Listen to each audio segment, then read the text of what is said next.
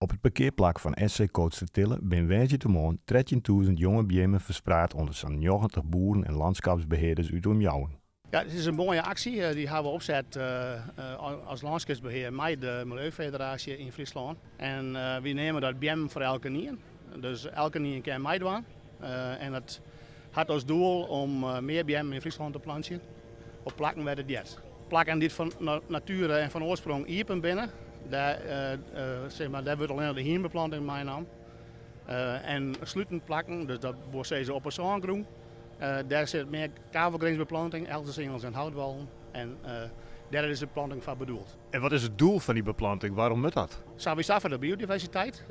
Hoe meer verskaart er in een singel of een houtwal zit, hoe meer leven er erin zit, hoe insecten en brietvogels en neem maar op.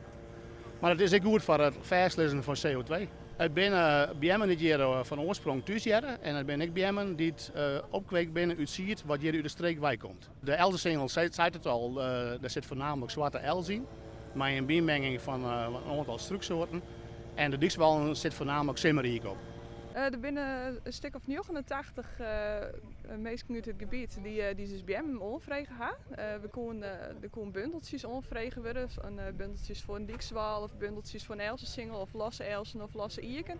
Nou, die delen we hier dus uit. Ik bjurk zelf in Jestermar en daar hebben we al een hele hoop houtballen, maar ik heb van het jest en van het winter heb ik wat onderhoud uitgevoerd en er zijn nog wel wat kele plakken in de wal. Dus van het jest kunnen we wat biemkes bij bestellen.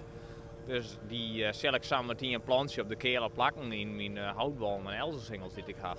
Jonken het bjurkje, omdat je wat voedsel produceren, maar ik vind ook dat je als boer zijn een stukje verantwoordelijk hebt voor het landschap waar we hierin mee. Ja, hier in de Waarden ben ik altijd wel wat trots op jezelf en dan vind ik ook dat je de Waarden ook onderhouden moet. Dat je de titel Waardpik hebben willen, ja, dan mag je ook de Waarden onderhouden.